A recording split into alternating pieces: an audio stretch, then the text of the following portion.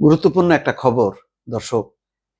সেনাকুঞ্জে প্রধান উপদেষ্টা ডক্টর মোহাম্মদ ইউনূসের সঙ্গে বিএনপির চেয়ারপারসন বেগম খালেদা জিয়ার একান্ত বৈঠক হয়েছে।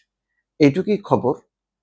বিস্তারিত কি কথা হয়েছে, কি বিষয়ে জানা যায়নি, কিন্তু বর্তমান প্রেক্ষাপটে এটা খুবই গুরুত্বপূর্ণ। আজকে সশস্ত্র বাহিনী দিবস উপলক্ষে সেনাকুঞ্জে আয়োজিত যে সম্বর্ধনা অনুষ্ঠান, সেই অনুষ্ঠানে বেগম খালেদা জিয়া যোগ দিয়েছেন। সেখানে প্রধান উপদেষ্টা তো অবশ্যই, তিনি সর্বাধিনায়ক বলা যায়, তিনি তো থাকবেনই। তো তার সঙ্গে একান্ত বৈঠক হয়েছে, সেটা ব্রেকিং আকারে বিভিন্ন চ্যানেল এখন প্রচার করছে। দর্শক, একেবারে সবে এইমাত্র খবর, এখনো অনলাইন পত্রিকাগুলোতে আসে নাই। আপনাদের সঙ্গে কথা বলছি বাংলাদেশ সময় 6:45-র সময়। তো এই খবরটা প্রচার হচ্ছে। এখন এর কি তাৎপর্য থাকতে পারে, কি গুরুত্ব থাকতে পারে? আপনারা জানেন যে সামনে একটা নির্বাচন বাদেও যেটি একটা বড় ঘটনা ঘটে গেল, সেটি হচ্ছে শেখ হাসিনার বিচার, যেখানে মৃত্যুদণ্ড দেয়া হয়েছে। মৃত্যুদণ্ড, বিচারের মধ্য দিয়ে মৃত্যুদণ্ড এবং সামনে নির্বাচন, এই দুইটা ইস্যুতে দেশের ভেতরে এবং বাইরে থেকে নানা রকম চাপ আসছে, যেটা প্রধান উপদেষ্টা আগেই বলেছেন। তো সেই চাপটা কিভাবে মোকাবেলা করা যাবে, নির্বাচন শান্তিপূর্ণ হবে কিনা, আভ্যন্তরীণভাবে রাজনৈতিক যে ঐক্য, সেই ঐক্যটা কতখানি আছে, এই অবস্থায় কি করণীয়, কোন দিকে ধাবিত হতে পারে, সেক্ষেত্রে প্রধান উপদেষ্টা আগেই সব রাজনৈতিক দলগুলোর সহযোগিতা কামনা করেছেন।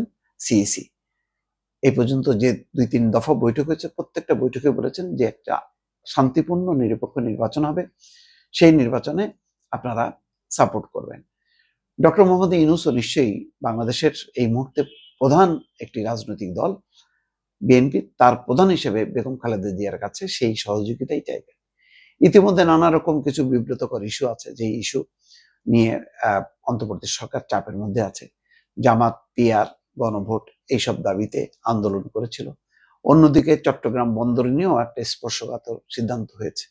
কিন্তু সবগুলো ইস্যুতে এখন পর্যন্ত বিএনপি যখন থেকে ফেব্রুয়ারির প্রথমার্ধে নির্বাচন হবে বলে লন্ডনে বৈঠক হয়েছে তারেক রহমানের সঙ্গে ডক্টর মোহাম্মদ ইউনূসের, তারপর থেকে খেয়াল করবেন বিএনপি কিন্তু বিভিন্ন বিষয়ে অসন্তোষ, ক্ষোভ থাকা সত্ত্বেও বড় ধরনের কোনো চাপ বা বক্তব্য দিয়ে ডক্টর মোহাম্মদ ইউনূস সরকারকে বিব্রত করেনি। কিন্তু ডক্টর মোহাম্মদ ইউনূসের পক্ষে যেসব শক্তি খুব সক্রিয় ছিল একসময়, ধরেন এনসিপি বা জামাত, তারা কিন্তু নানাভাবে ক্ষুব্ধ, এবং তারা বলছে সরকারের অভ্যন্তরে বিএনপির পক্ষের উপদেষ্টারা আছে, এটা সেটা। তো এই চাপটা তো আছেই, মানে আভ্যন্তরীণ ভাবে। এর চেয়ে বড় চাপ হচ্ছে ভারত এবং আওয়ামী লীগের। আওয়ামী লীগ ইতিমধ্যে প্রতিদিন তারা ককটেল ফুটাচ্ছে, গাড়িতে আগুন দিচ্ছে, এই কর্মকাণ্ড আছে। অন্যদিকে ভারতের চাপ হচ্ছে আওয়ামী লীগকে নির্বাচনে নিতে হবে। এই চাপটা আসলে কিভাবে উপেক্ষা করবে?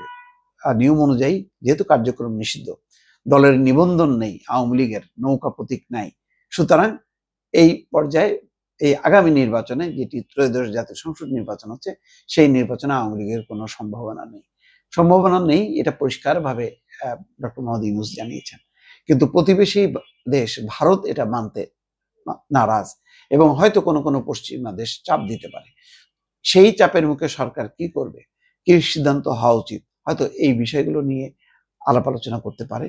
সামনের নির্বাচনটা যেহেতু অত্যন্ত গুরুত্বপূর্ণ, এবং এই নির্বাচনটা না হলে বিএনপি বলেছে বাংলাদেশ বিপদে পড়বে, এবং সরকারও এখন মরিয়া যে একটা নির্বাচনের মধ্য দিয়ে নির্বাচিত সরকারের কাছে ক্ষমতাটা ছেড়ে দেয়া।